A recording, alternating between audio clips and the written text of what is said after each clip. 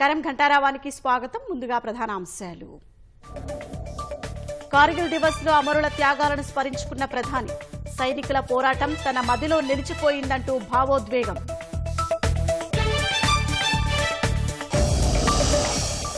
అగ్నిమాపక శాఖలో passing out parade లో పాల్గొన్న సీఎం. శిక్షణ పొందిన ఉద్యోగులకు నియామక పత్రాలు అందజేత.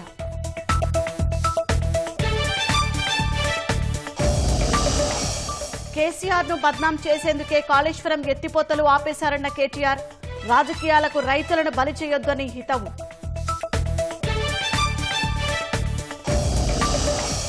షిరిడీ నుంచి కాకినాడ వెళ్తున్న రైల్లో అర్ధరాత్రి చోరీ.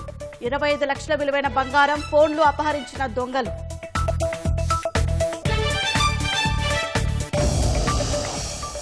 కేంద్ర బడ్జెట్పై ఉభయ సభల్లో కొనసాగనున్న చర్చ. మరి కాసేపట్లో ప్రైవేటు బిల్లులకు సమయం.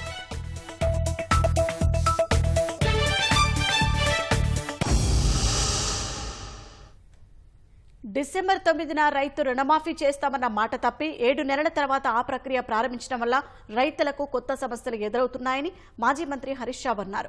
మాఫీకి ముందే వడ్డీ చెల్లించాలని రైతులను బ్యాంకర్లు అడుగుతున్నారని హరీష్ పేర్కొన్నారు. ఈ మేరకు ఎక్స్ వేదికగా ఈ అంశాన్ని ప్రస్తావించారు. 7 నెలల వడ్డీ చెల్లించాకే రుణమాఫీ చేస్తామని బ్యాంకర్లు అడుగుతున్నారంటూ రైతులు ఆవేదన వ్యక్తం చేస్తున్నారని తెలిపారు. వడ్డీ చెల్లించేందుకు రైతులు కొత్త అప్పులు చేయాల్సి వస్తుందన్నారు. ప్రభుత్వం తక్షణం స్పందించి డిసెంబర్ నుంచి జూలై దాకా వడ్డీని తామే భరిస్తామని, రైతుల నుంచి వసూలు చేయవద్దని స్పష్టమైన ఆదేశాలు ఇవ్వాలని డిమాండ్ చేశారు.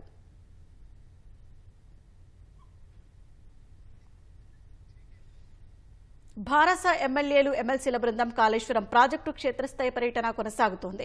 భారస కార్యనిర్వాహక అధ్యక్షుడు కేటీఆర్ నేతృత్వంలో 2 రోజుల పర్యటనలో భాగంగా రామగుండం నుంచి మేడిగడ్డకు బయలుదేరి వెళ్లారు. మార్గ మధ్యలో మంచిర్యాల జిల్లా ఇందారం వద్ద గోదావరి నదిని పరిశీలించారు. అనంతరం కాళేశ్వరం ముక్తేశ్వర స్వామిని దర్శించుకున్నారు. ఆలయ అర్చకులు పూర్ణకుంభంతో కేటీఆర్ బృందానికి స్వాగతం పలికారు. త్రివేణి సంగమం వద్ద ప్రత్యేక పూజలు చేశారు. గోదావరి నదిలోకి పూలు చల్లారు. ఆలయ దర్శనం అనంతరం కన్నేపల్లికి బయలుదేరి వెళ్లారు. కన్నేపల్లి పంపోజ్ చూసిన తర్వాత ఆ పార్టీ నేతలు మాట్లాడారు. కేసీఆర్ ను బద్నాం చేసేందుకే కాళేశ్వరం ఎత్తిపోతల్ని ఆపేశారని ఆరోపించారు.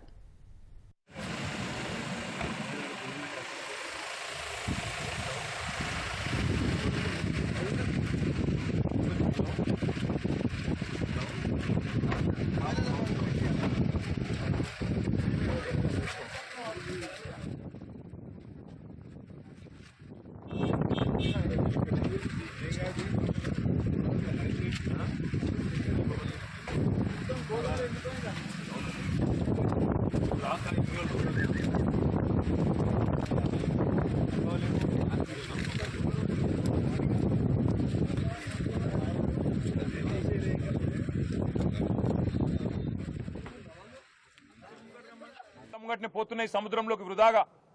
కానీ ప్రభుత్వం కేవలం రాజకీయ ప్రయోజనం కోసం మాత్రమే ఇవాళ ఆ నీళ్లు వృధాగా పోతుంటే కూడా కళ్ళప్పగించి చూస్తున్నది తప్ప వేరేదేమీ లేనేలేదు.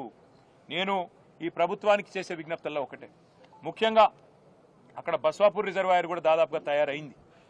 దాని పక్కన కొండపోచమ్మ సాగరు, కింద మల్లన్న సాగరు, ఆ ప్రాంత రైతాంగం మొత్తం చూస్తూ ఉన్నది. రంగనాయక సాగరు, అన్నపూర్ణ, మిడ్మానేరు, ఎల్ఎండి, తదుపరి మొత్తం రైతాంగం మొత్తం ఈ రిజర్వాయర్ల కింద ఉండే ఆయకట్టులో ఉండే రైతులందరూ చూస్తూ ఉన్నారు. ఎస్ఆర్ఎస్పి కింద ఉండే రైతులు చూస్తున్నారు. కింద స్టేజ్ 2 నీళ్లందే రైతులు మహబాదు, డోర్నకల్లు, పాలకుర్తి కిందికి పాలేరు దాకా, యువతల కోదాడ, సూర్యాపేట, తుంగతుర్తి దాకా రైతులందరూ ఎదురు చూస్తూ ఉన్నారు. ఈ ప్రభుత్వం యొక్క చిత్తశుద్ధిని వారు ఇవాళ అనుమానిస్తూ ఉన్నారు. ప్రభుత్వానికి మేము చేసే విజ్ఞప్తి ఒకటే, 6 నెలలు రాజకీయం చేద్దాం, 4.5 సంవత్సరాలు ప్రజల కోసం కలిసికట్టుగా కొట్లాడదాం. నిర్మాణాత్మక ప్రతిపక్షంగా ఇవాళ మేము ఇక్కడికి వచ్చి ఒక మాట చెప్తా ఉన్నాం. స్పష్టంగా ఇక్కడ నీళ్లు మీ కళ్ళ ముందుంటే, పంపు చేసే కెపాసిటీ ఉంటే, బ్రహ్మాండంగా పంప్ హౌస్లన్నీ రెడీగా ఉంటే నిర్ణయం ఎందుకు తీసుకుంటలేరు మీరు? నిర్ణయం మీరు ఈరోజు తీసుకుంటే 2 జరుగుతాయి. ఒకటి, వెంటనే ఇక్కడ నుంచి 2 టీఎంసీల నీళ్లు ఎత్తిపోస్తే బ్రహ్మాండంగా మిడ్మానేరు దాకా నీళ్లు 2 రోజుల్లో చేరుకుంటాయి. తదుపరి మీరు వెంటనే అటు అన్నపూర్ణ రిజర్వాయరు ఇల్లంతకుంటలో, పైకి రంగనాయక సాగరు, పైకి మల్లన్న సాగరు, పైకి కొండపోచమ్మ సాగరు, వాటికి వేరే ప్రత్యామ్నాయం కూడా లేదు. ఈ 4 రిజర్వాయర్లు ఏవైతున్నాయో కొండపోచమ్మ, మల్లన్న సాగరు, రంగనాయక సాగరు, అన్నపూర్ణ, వాటికి వేరే తరహాలో నీళ్ళు వచ్చే పరిస్థితి లేదు. ఇక్కడ నుంచి పంపు చేయడమే మార్గం. దాదాపు 75-80 టీఎంసీల నీళ్లు ఈ 4 రిజర్వాయర్లను నింపుకోవచ్చు. మరి వాటిని ఇవాళ ఎండబెట్టి ఎవరి మీద మీరు కక్ష సాధిస్తున్నట్టు దయచేసి ప్రభుత్వం ఆలోచించాలని మేము కోరుతా ఉన్నాం. అదేవిధంగా మిడ్మానేర్లో మేము మా సిరిసిల్ల పట్టణం పక్కనే ఉంటుంది మిడ్మానేర్. ఆ మిడ్మానేర్లో గత 5-6 ఏళ్లు ఎప్పుడు చూసినా 365 రోజులు నిండుగా ఒక సముద్రంలాగా నీళ్లుండేది. ఇవాళ ఎండిపోయి 5 టీఎంసీలతో ఎడారిని తలపిస్తున్నది మిడ్మానేర్. దాని కిందికి వస్తే కరీంనగర్ పట్టణంలో ఉండే ఎల్ఎండి, పట్టణాన్ని అంటుకుని ఉండే ఎల్ఎండి, అది కూడా ఇవాళ ఎడారిగా మారిపోయిన పరిస్థితి. మేము ప్రభుత్వానికి చేసే డిమాండు, ఇవాళ కింద తుంగతుర్తి, కోదాడ దాకా ఉండే రైతులు, పాలేరు దాకా ఉండే రైతులు వాళ్ళు ఎదురు చూస్తున్నారు. ఇటు గజ్వేలు, ఆ కింద ఉండే భువనగిరి, ఆలేరు రైతన్నలు వాళ్ళు కూడా ఎదురు చూస్తూ ఉన్నారు. ప్రభుత్వం వెంటనే నిర్ణయం తీసుకోవాలి. ఇక్కడ పంప్ హౌస్ వెంటనే ప్రారంభించాలి. ఏది లక్ష్మీ పంప్ హౌస్ ఏదైతే కన్నపల్లి దగ్గర ఉన్నదో వెంటనే మీరు బటన్ ఒత్తడానికి మొత్తం రంగమంతా సిద్ధం చేస్తుంది. ఇందాక చెప్పినట్టు కేసీఆర్ గారు ఆకలితో అలమటిస్తున్న తెలంగాణ రైతాంగానికి పంచభక్ష ప్రమాణాల మాదిరిగా, ఒక కల్పతరువు మాదిరిగా, కామధేనువు మాదిరిగా కాళేశ్వరం ప్రాజెక్టు మొత్తం తయారు చేసి ఇవాళ రెడీగా పెట్టినారు. మేము నడిపించి చూపెట్టినాం. మీరు చేయవలసిందల్లా ఒకటే, ఈ పంపులు వెంటనే ఆన్ చేయండి. మీరు అనవసరంగా రాజకీయాల జోలికి పోయి రాజకీయంగా కేసీఆర్ గారిని బదనాం చేయాలనే ఒక చిల్లర ప్రయత్నం ఏదైతే మీరు చేస్తున్నారో ఇప్పటికే అవన్నీ కొట్టుకపోయినాయి గోదావరి వరదలో. ఇవాళ మీరేమైతే అడ్డమైన మాటలు మాట్లాడినరో అవన్నీ తప్పుడు ప్రచారాలని చెప్పి ప్రజలకు అర్థమైపోయింది. అందుకే మేము అనేది, మీరు చేస్తారా పంప్ హౌజు చాలు చేస్తారా చెయ్యరా తేల్చి చెప్పండి. మీకు అసెంబ్లీ సమావేశాలు ముగిసేదాకా ఈ ప్రభుత్వానికి మేము గడువు ఇస్తున్నాం. ఆగస్టు 2కు అసెంబ్లీ సమావేశాలు ముగుస్తా ఉన్నాయి. అప్పటిదాకా ఈ ప్రభుత్వానికి, ఎందుకంటే మేము కూడా అందరం హౌజ్లో నిలదీస్తాం, రైతుల పక్షాన ప్రభుత్వాన్ని అడుగుతాం, ఎందుకు చాలు చేస్తలేరు మీరు, అవసరమైతే ప్రత్యేక చర్చ పెట్టండి. లక్షలాది ఎకరాలకు సంబంధించిన ఎకరాలకు ఆయకట్టు నీళ్ళిచ్చే ప్రాజెక్ట్ ఇది. అట్లాంటి ప్రాజెక్టును మీరు ఎందుకు ఈ రకంగా రాజకీయ కక్షతో ఎండబెడుతున్నారు, రైతులను ఎందుకు ఇబ్బంది పెడుతున్నారు, ప్రజలను ఎందుకు హింసిస్తున్నారని తప్పకుండా అసెంబ్లీలో నిలదీస్తాం. ఆగస్టు 2 దాకా వేచి చూస్తాం. మీరు గనక ఆగస్టు 2 లోపల నిర్ణయం తీసుకొని పంపు లాంచ్ చేయకపోతే, నీళ్లు ఎత్తిపోయడం ప్రారంభించకపోతే 50,000 మంది రైతులతో మేము మా కేసీఆర్ గారి నాయకత్వంలో, మా పార్టీ నాయకత్వంలో మేమే వస్తాం, పంపులు మేమే ఆన్ చేస్తాం, రైతులకు ఎట్లా నీళ్లు ఇయ్యాలో చూపెడతామని చెప్పి కూడా మా పార్టీ తరఫున చెప్తా ఉన్నాం. ఉత్తమ్ కుమార్ రెడ్డి గారికి, ప్రభుత్వానికి, రేవంత్ రెడ్డి గారికి కూడా మేము విజ్ఞప్తి చేస్తా ఉన్నాం. బేసిజానికి పోకండి. దయచేసి రాష్ట్ర ప్రయోజనాలు ముఖ్యం, రైతు ప్రయోజనాలు ముఖ్యం తప్ప మీరు ఎట్టి పరిస్థితుల్లో కూడా మీరు అనవసరంగా రాజకీయం కోసం కేసీఆర్ గారిని బద్నాం చేయాలనే ఆలోచనలో భాగంగా ఈ చిల్లర మాటలు మానుకోండి, ఈ విష ప్రచారం మానుకోండి. 4.5 ఏళ్ల పాటు మనం ప్రజల కోసం కష్టపడదాం. మీరు అధికారంలో ఉన్నారు, ప్రజలు మీకు అవకాశం ఇచ్చినారు, అది మీ అదృష్టం.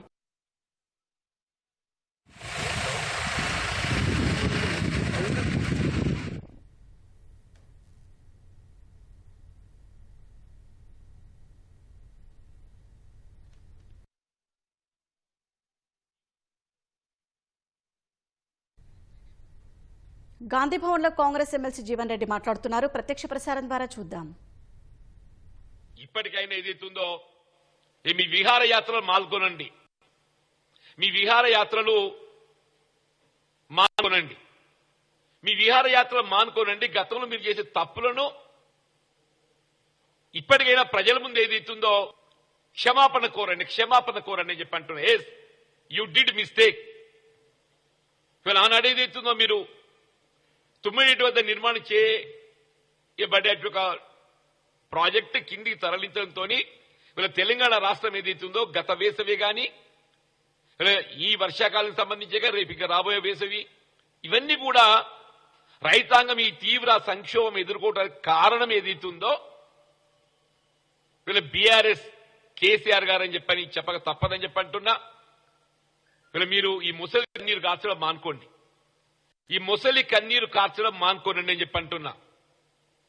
దేవుందే ఇంకా మనకు సమయం ఉన్నది. వీళ్ళ ఆగస్టే మనకి ఏదైతుందో సమృద్ధిగా నీరు వర్షాలు కురిసి శ్రీరామ్ సాగర్ ప్రాజెక్టు నిండుకున్నట్టయితే మనకు ఆ వరద కాలుతో కానీ, మిడ్మానేర్ నీరు చేరుకోవడం కానీ, లేక ఎల్లంపల్లికి వెళ్లి నీటిని తరలించుకొని ఏదైతుందో ఇలా ఎగువ ప్రాంతంతో పాటుగా హైదరాబాద్ త్రాగునీటి అవసరాలు కూడా తీసుకునేటువంటి మనకు అవకాశం లభిస్తుంది. హైదరాబాద్ త్రాగునీటి అవసరాలతో పాటుగా పారిశ్రామిక అవసరాలను కూడా తీర్చుకునే అవకాశం లభిస్తుంది. దయచేసి మీరు ఎన్ని రంగులు మార్చినా గానీ ఏదైతుందో తెలంగాణ ప్రజానీకం విజ్ఞులు ఇవన్నీ గమనంలోకి తీసుకునే మన ఫలితాలు మనం చూసాం. 2023 నవంబర్ ఫలితాలు చూసామని చెప్పంటున్నాం. ఇప్పటికైనా కొంత మీరు వాస్తవ దృక్పథాన్ని రండి.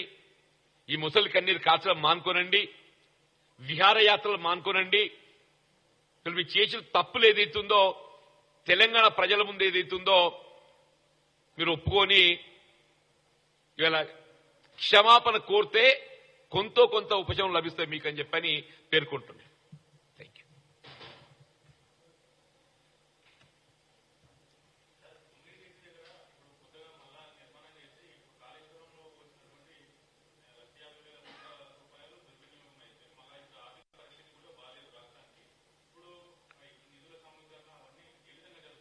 ఇప్పుడు తుమ్మడి ఏటి వద్ద బ్యారేజ్ నిర్మాణం చేస్తే మనపై పడేటువంటి ఆర్థిక భారం 10,000 కోట్లకు మించదు. 10,000 కోట్లకు మించదు. ఇప్పుడు తుమ్మడి ఏటి వద్ద మనం 148 మీటర్తోని బ్యారేజ్ నిర్మాణం తలపెట్టినా కానీ మనకు ఆల్రెడీ కాలువలు తవ్వి ఉన్నాయి. Only thing is we have to redesign it. 152 మీటర్కి వెళ్ళి 148 మీటర్కు రీడిజైన్ చేసుకోవాలంతే. జైపూర్ వాగు ద్వారా సుందిల్ల ఎగువకు నీరు వచ్చే అవకాశం ఉంది. మనకు సుందిల్ల ఎగువకు నీరు వస్తే ఆల్రెడీ సుందిల్ల దగ్గర మనకు పంపింగ్ స్కోప్ ఉన్నది ఆల్రెడీ. అంటే మనకు మాక్సిమం బ్యారేజ్ కాస్టే కాలువల రీడిజైనింగ్ తప్ప మనపై పడే భారం లేదు అని చెప్పంటున్నాను. దీంతో భవిష్యత్తులో ఏదైతుందో మనకు 2 అదనపు లిఫ్ట్లు ఏదైతుందో నిర్వహణ భారం తప్పిపోతాయి. తుమ్మడి ఏటి వద్ద గట్ట మన బ్యారేజ్ నిర్మాణం చేసుకొని ఎల్లంపల్లికి నీటి తరలించుకుంటే మనం ఒకే ఒక లిఫ్ట్ తో నీటి తరలించుకునే అవకాశం ఉంది. ఇవాళ 3 లిఫ్ట్ల స్థానం ఒక లిఫ్ట్ తో నీరు చేరుకుంటుంది. మన 2 లిఫ్ట్లు ఏదైతుందో నిర్వహణ భారం మన సేవింగ్ అయిపోతుంది, తగ్గిపోతుంది. కాబట్టి ఏదైతే ఇప్పటికైనా అటు వార్తాని కూడా మీరు ఏదైతే కొత్తగా తెరపై పట్టుకొచ్చారో దాన్ని కూడా నిలిపివేయండి. నేను ఈ ప్రభుత్వం కూడా విజ్ఞప్తి చేస్తున్నాను. మన శాసన మండలి కూడా ఈ అంశాన్ని ప్రస్తావించిన వార్తా వాయిన్గంగా సంగమంతో ఏర్పడే ప్రాణహిత నీటిని పూర్తిస్థాయిలో వినియోగించుకోవాలంటే మనకి ఏకైక మార్గం తుమ్మడి ఏటి వద్ద బ్యారేజ్ నిర్మాణం చేయటమే అని చెప్పంటున్నాను. తుమ్మడి ఏటి వద్ద బ్యారేజ్ నిర్మాణం చేస్తేనే కానీ తెలంగాణ రాష్ట్రానికి ఏదైతుందో భవిష్యత్తులో నిర్వహణ భారం తగ్గిపోతుంది, మన నీరు సమృద్ధి చేరుకుంటుంది. తెలంగాణ ప్రాంతం ఏదైతుందో ఇటు సాగునీటితో పాటుగా హైదరాబాద్ త్రాగునీటికి సంబంధించే కానీ పారిశ్రామిక అవసరాలకు కానీ మనం కావాల్సిన నీరు పొందే అవకాశం ఉంటుందని చెప్పి పేర్కొంటాం.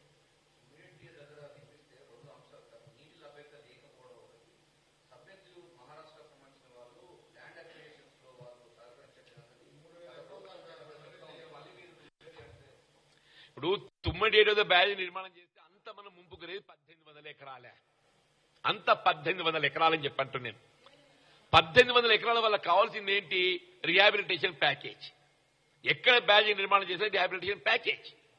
ఇది అంతర్రాష్ట్ర ఒప్పందంలో భాగంగా ఏదైతుందో ఇటువంటి ప్రాజెక్టుల నిర్మాణానికి కేంద్ర ప్రభుత్వం చొరవ తీసుకుంది.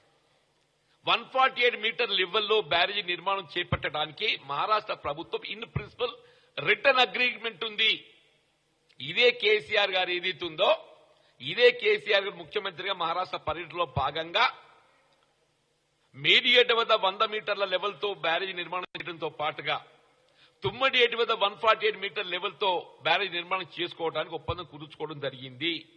In principle Maharashtra government has agreed that return agreement is also there. ఈనాటికైనా తెలంగాణ రక్షణ తుమ్మడి ఎట్టి ప్రాజెక్టు బ్యారేజ్ నిర్మాణం మాత్రమే తెలంగాణ రాష్ట్రానికి రక్షణ అని చెప్పని పేర్కొంటున్నారు.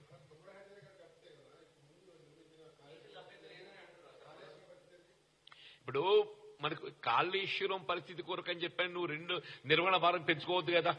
మీకు అదే కాళేశ్వరం దగ్గర నుండి గట్ట మీ నీటిని తరలిస్తే 3 లిఫ్ట్లు అవసరం పడుతున్నాయి. మేడిగడ్డ, అన్నారం, సుందిల్ల. మీరు తుమ్మడి ఏటి వద్ద నుండి గట్ట మన నీటిని తరలిస్తే ఒకే ఒక లిఫ్ట్తో ఏదైతుందో నీరు ఎల్లెప్పల్లి చేరుకునే అవకాశం ఉంది. అంటే భవిష్యత్తులో మనకి ఏదైతే ఉందో 2 లిఫ్ట్ల నిర్వహణ భారం తగ్గిపోతుంది. మేడిగడ్డ అన్న 2 లిఫ్ట్ల నిర్వహణ భారం తగ్గిపోతుంది. ఒకటి ఏదైతే ఉందో తుమ్మడి ఏటి వద్ద నీటి లభ్యతకు వ్యాప్కోజ్ రిపోర్ట్ ఉంది. దయచేసి మీకు ఏదైతే ఉందో తుమ్మడి ఏటి వద్ద నీటి లభ్యతకు ఏదైతే ఉందో వ్యాప్కోజ్ రిపోర్ట్ ఉంది. ఆ వ్యాప్కోజ్ రిపోర్ట్ ఏదైతే కనుమరుగు చేసి వీళ్ళు కేసీఆర్ గారు ఏదైతుందో ఎంతవరకు ఏదైతుందో ఈ మేడిగడ్డ అనేది తెరపై పట్టుకురావాలి, ఒక లిఫ్ట్ అనేది తెరపై తేవాలనేది ఆయన ఆలోచనతో ఇదంతా చేసి రాష్ట్రాన్ని అప్రూవల్ నెట్టిండని చెప్పి అంటున్నా. 147 మీటర్ల లెవెల్లో మీకు ఎంతైతే నీటి లభ్యత ఉన్నదో ఆ వాయిన్ గంగా ఏదైతే మీ ప్రాణహితులు కలుస్తుందో అదే మీకు ఇక్కడి కాళేశ్వరానికి వస్తుంది. అదే కాళేశ్వరానికి వస్తుంది. మీకు అదనం నీరు సమకూరేది ఏం లేదు ఎక్కడ కూడా. తుమ్మడి ఏటి వద్ద మన నీరు ఎంతైతే సమకూరుతుందో అదనంగా మీకు ఎప్పుడు వస్తుంది? ఓన్లీ ఫ్లడ్ సీజన్ 3 మాసాలు మాత్రం అధికంగా వస్తుంది కాళేశ్వరంలో. డెఫినెట్లీ సంవత్సరంలో 3 మాసాలు మాత్రం అధికంగా వచ్చే అవకాశం ఉన్నది. 9 మాసాలు మీకు తుమ్మడి ఏటి వద్ద ఎంత నీటి లభ్యత ఉంటుందో కింద కూడా అంతే లభ్యత ఉంటుంది. ఇవాళ కేసీఆర్ గారు ఏదైతుందో ఆయన స్వీయ ఆలోచనతో ఏ విధమైన ఒక టెక్నికల్ సాంకేతిక నిపుణుల యొక్క సలహాలు సూచనలు పరిగణలోకి తీసుకోకుండా ఇలా రాష్ట్రాన్ని అప్పులు నెట్టడమే కాకుండా ఇంకో ఇవాళ ఈ పరిస్థితి ఎదురవుతుందని చెప్పంటున్నా.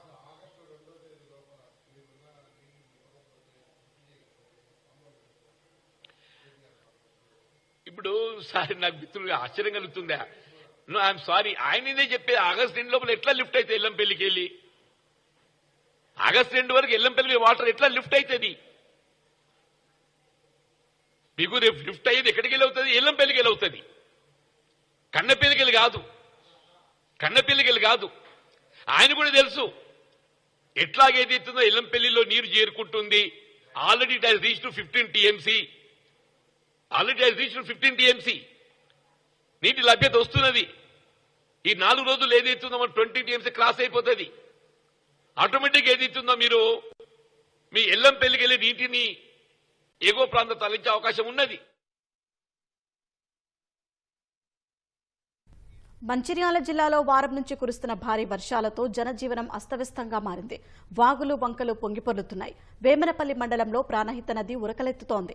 సంపుటం, వేమనపల్లి గ్రామాల సమీపంలో ఉప్పొంగి ప్రవహిస్తోంది. కళ్లెం, ముక్కిడిగూడెం, జాజులపేటకు రాకపోకలు నిలిచిపోయాయి. రాచర్ల గ్రామం జల దిగ్బంధంలో చిక్కుకుంది. ప్రాణహిత ఉధృతంగా ప్రవహిస్తుండటంతో సమీప గ్రామ ప్రజలు భయాందోళనలకు గురవుతున్నారు.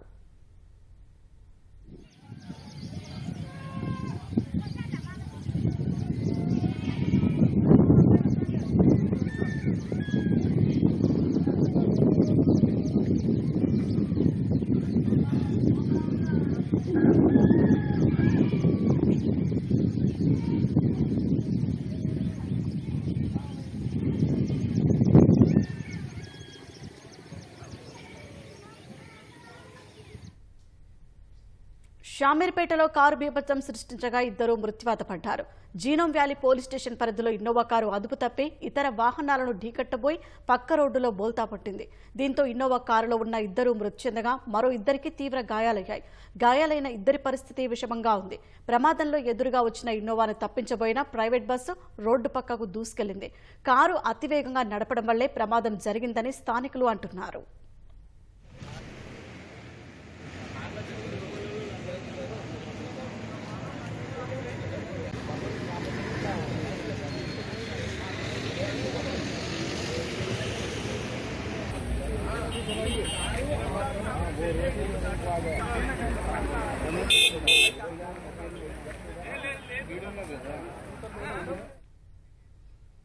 షిరిడి నుంచి కాకినాడ వెళ్తున్న రైల్లో చోరీ జరిగింది. అర్ధరాత్రి 2 గంటల సమయంలో 3 భోగిల్లో గుర్తు తెరని దుండగులు దోపిడీకి పాల్పడ్డారు. చోరీ జరిగినట్లు మహారాష్ట్ర లాతూరు వద్ద గుర్తించిన ప్రయాణికులు రైలు సికింద్రాబాద్ స్టేషన్కు చేరుకున్న అనంతరం రైల్వే పోలీసులకు ఫిర్యాదు చేశారు. 3 భోగిల్లో ఏపీకి చెందిన ప్రయాణికుల నుంచి సుమారు 25 లక్షల విలువైన బంగారు ఆభరణాలు, సెల్ ఫోన్లు, డైమండ్ రింగులు అపహరణకు గురైనట్లు బాధితులు తెలిపారు. ఘటనపై కేసు నమోదు చేసుకుని రైల్వే పోలీసులు దర్యాప్తు చేస్తున్నారు.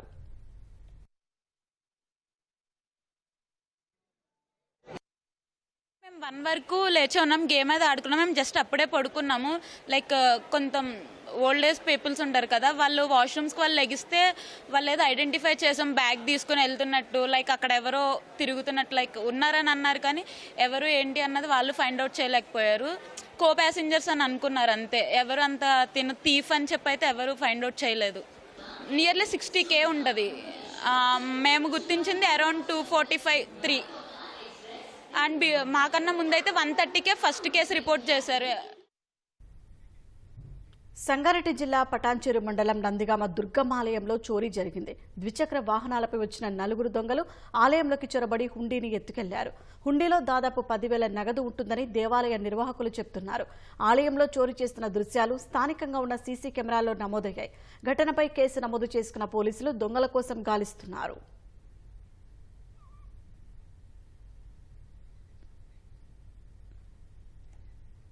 దేశం కోసం ప్రాణాలు పణంగా పెట్టి పోరాడిన సైనికుల త్యాగాలకు భారత్ ఎప్పటికీ రుణపడి ఉంటుందని ప్రధానమంత్రి నరేంద్ర మోదీ అన్నారు. కార్గిల్ 25వ విజయ్ దివస్ ను పురస్కరించుకుని ద్రాస్లోని యుద్ధ స్మారకాన్ని సందర్శించి అమర జవాన్లకు నివాళులు అర్పించారు. అనంతరం ఆనాటి యుద్ధంలో అమరులైన కుటుంబాలతో ప్రధాని ముచ్చటించారు. తర్వాత షిన్కుండ్ లా సొరంగ పనుల ప్రాజెక్టును ప్రధాని వర్చువల్ గా ప్రారంభించారు. అనంతరం మాట్లాడిన ప్రధాని మన బలానికి, సహనానికి, వాస్తవాలకు ఈ విజయగాథ నిదర్శనమన్నారు. దేశం కోసం ప్రాణాలు పణంగా పెట్టిన సైనికులు చిరకాలం గుర్తుండిపోతారని ప్రధాని అన్నారు. శాంతి కోసం భారత్ తపిస్తే పాకిస్తాన్ తన నిజ స్వభావాన్ని చూపిందని దుయ్యబట్టారు. కార్గిల్లో యుద్ధం మాత్రమే గెలవలేదు, భారత్ సత్తా సామర్థ్యాన్ని చాటామని చెప్పారు. ఉగ్రవాదాన్ని సమూలంగా పెకిలిస్తామని దాయాది దేశం పాకిస్తాన్కు మరోసారి గట్టిగా హెచ్చరిక పంపారు. आज लद्दाख की ये महान धरती कारगिल विजय के 25 वर्ष पूरे होने की साक्षी बन रही है। पाकिस्तान ने अतीत में जितने भी दुष्प्रयास किए उसे मुंह की खानी पड़ी है, लेकिन पाकिस्तान ने अपने इतिहास से कुछ नहीं सीखा है।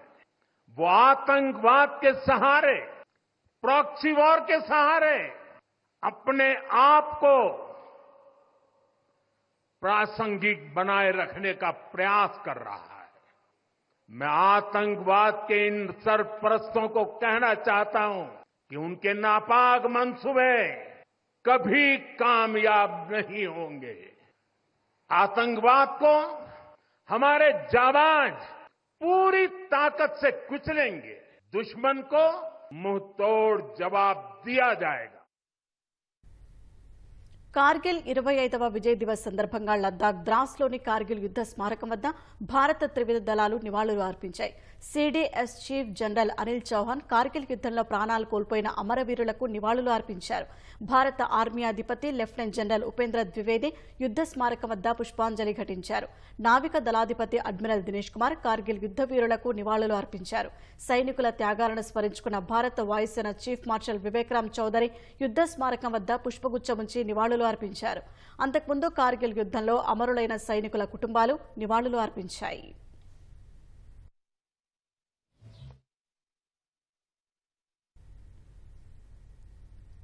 కార్గిల్ యుద్ధంలో భారత్కు స్పష్టమైన ఆధిక్యం లభించడంతో ఈ అంశంలో జోక్యం చేసుకోవాలని అప్పటి పాకిస్తాన్ ప్రధాని నవాజ్ షరీఫ్ ఆనాటి అమెరికా అధ్యక్షుడు బిల్ క్లింటన్ను సాయం కోరారు. అయితే అందుకు అమెరికా నిరాకరించింది. పాక్ దళాలను భారత భూభాగం నుంచి ఉపసంహరించుకోవాలని దాయాది దేశంపై తీవ్రంగా ఒత్తిడి తెచ్చింది. బిల్ క్లింటన్ను షరీఫ్ కలిసినప్పుడు కూడా ఇదే విషయాన్ని పాక్ ప్రధానికి స్పష్టంగా చెప్పినట్టు అప్పటి అమెరికా అధికారి ఒకరు వెల్లడించారు. ప్రతీకారం కోసం కార్గిల్ యుద్ధానికి దిగి పాకిస్తాన్ అంతర్జాతీయంగా పరువు పోగొట్టుకుంది. ఓటమి అంచుల్లో కూరుకుపోయిన తరుణంలో జోక్యం చేసుకోవాలని అమెరికాకు విజ్ఞప్తి చేసింది. అయితే పాక్ విజ్ఞప్తికి అమెరికా ససేమిరా అంది. 1999 జూన్ 15న అప్పటి అమెరికా అధ్యక్షుడు బిల్ క్లింటన్ పాక్ దళాలు కార్గిల్ నుంచి వైదొలగాలని పాకిస్తాన్ ప్రధాని నవాజ్ షరీఫ్పై తీవ్ర ఒత్తిడి తెచ్చారు. అమెరికా జోక్యాన్ని నిరాకరించడంతో పాక్ ప్రభుత్వము తమ సైన్యంపై ఒత్తిడిని పెంచింది. ఈ నేపథ్యంలో జూన్ 29న పాక్ బలగాలు కాశ్మీర్ నుంచి తిరోగమనాన్ని ప్రారంభించాయి. ఇదే సమయంలో భారత సైన్యం టైగర్ హిల్ వైపుగా ముందుకు సాగాయి. ఈ క్రమంలో యుద్ధాన్ని ముగించేలా కృషి చేయాలని పాక్ అమెరికాను అభ్యర్థించింది. 1999లో అమెరికా స్వాతంత్ర దినోత్సవం అంటే జులై 4న బిల్ క్లింటన్తో నవాజ్ షరీఫ్ వాషింగ్టన్లో సమావేశమయ్యారు. జూలై 5న తమ సైన్యాన్ని కార్గిల్ నుంచి ఉపసంహరించుకుంటున్నట్లు అధికారికంగా ప్రకటించారు.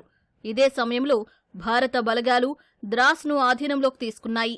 జూలై 4న బిల్ క్లింటన్తో షరీఫ్ భేటీ అయిన పరిస్థితులు ఆసక్తికరంగా ఉన్నాయి. షరీఫ్ అభ్యర్థన మేరకు క్లింటన్ అసంతృప్తిగానే ఆయన్ను కలిసినట్లు ప్రత్యక్ష సాక్షులు తెలిపారు. అధికారుల సమక్షంలో కాకుండా ఒంటరిగా కలవాలని షరీఫ్ విజ్ఞప్తి చేసినా క్లింటన్ వినలేదని సమాచారం. ఆ సమావేశంలో ఏం చర్చించినా వాటిని పత్రాలుగా రికార్డు చేయాలని షరీఫ్కు క్లింటన్ చెప్పినట్లు తెలిసింది. దక్షిణాసియా అంశాల నిపుణుడు బ్రూస్ రైడిల్ ఆ సమావేశంలో పాల్గొన్నారు. అక్కడ జరిగిన దాన్ని ఆయన రికార్డ్ చేశారు. భారత భూభాగం నుంచి బేషరతుగా సైనిక ఉపసంహరణ చేయడం ఇష్టం లేకపోతే ఇక్కడికి రాకండని తాను ముందే చెప్పానని షరీఫ్తో క్లింటన్ అన్నారు. సైనిక ఉపసంహరణ చేయకుంటే కార్గిల్ దోషి పాకిస్తానీ అని చెప్పడానికి ముందే ప్రకటనను కూడా సిద్ధం చేశామని క్లింటన్ చెప్పడంతో షరీఫ్ ముఖం పాలిపోయిందని రైడిల్ రాశారు. సమావేశం తర్వాత షరీఫ్ బయటకు వచ్చినప్పుడు ఆయన ముఖం ఒత్తిడితో ఉందని, క్లింటన్ను వ్యతిరేకించే బలం ఆయనకు లేదని పాకిస్తాన్ ప్రతినిధి మండలిలో సభ్యుడిగా ఉన్న తారిక్ ఫాతిమీ చెప్పారు. సరిగ్గా క్లింటన్తో షరీఫ్ మాట్లాడుతున్నప్పుడే టీవీలో టైగర్ హిల్పై భారత పట్టు అనే వార్త ఫ్లాష్ అవుతోందని తారిక్ వెల్లడించారు. సమావేశం విరామ సమయంలో ముషర్రఫ్కు నవాజ్ షరీఫ్ ఫోన్ చేసి ఆ వార్త నిజమేనా అని అడిగారని, ముషర్రఫ్ కూడా దానిని ఖండించలేదని తారిక్ చెప్పారు. పట్టించుకునే నాథుడే లేక మొత్తంగా కార్గిల్ యుద్ధంతో పాకిస్తాన్ పరువు అంతర్జాతీయంగా దిగజారింది.